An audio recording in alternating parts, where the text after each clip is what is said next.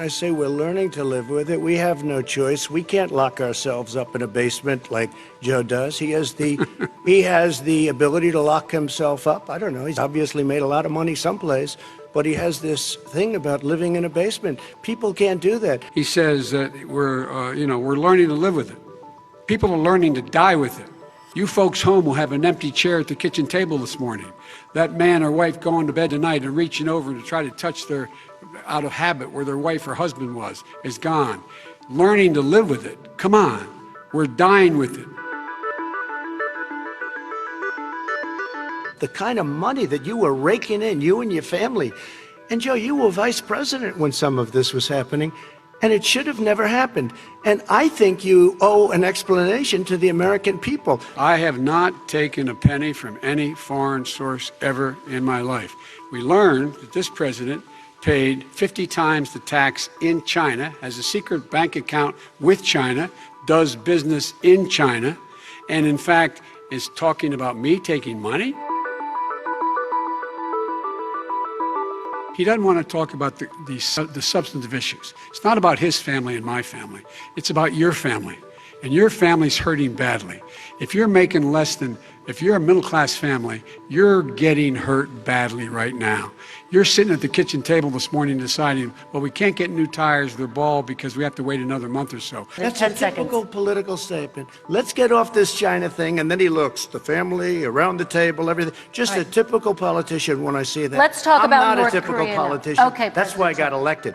Let's get off the subject of China. Let's talk around, sitting around the table. All right. Come on, Joe, you can do better. We're going to talk about North Korea now. He's legitimized North Korea. He's talked about his good buddy, who's a thug, and he talks about how we're better off. And they have much more capable missiles, able to reach U.S. territory much more easily than ever did before. You know what, North Korea, we're not in a war. We have a good relationship. You know, people don't understand. Having a good relationship Trump, with leaders of other countries is a good thing. We have a lot of questions to get to. That's like saying we had a good relationship with Hitler before he, in fact, invaded Europe, the rest of Europe. Come on.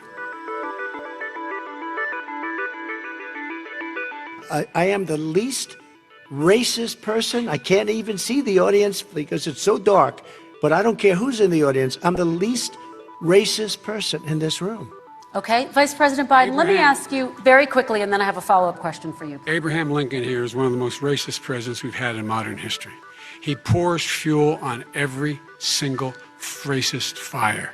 Every single one. Started off his campaign coming down the escalator saying he's going to get rid of those Mexican rapists. You made a reference to Abraham Lincoln. Where did that come in? I mean, you said you're Abraham Lincoln. No, where did that? No.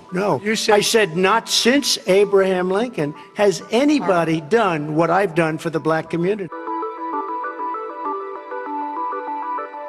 He thinks wind causes cancer, windmills. It's the fastest growing jobs, and they pay good prevailing wages, 45, 50 bucks an hour. We can grow and we can be cleaner if we go the route I'm proposing. I know more about wind than you do. It's extremely expensive, kills all the birds, it's very intermittent, it's got a lot of problems, and they happen to make the windmills in both Germany and China, and the fumes coming up, if you're a believer in carbon emission, the fumes coming up to make these massive windmills is more than anything that we're talking about with natural gas.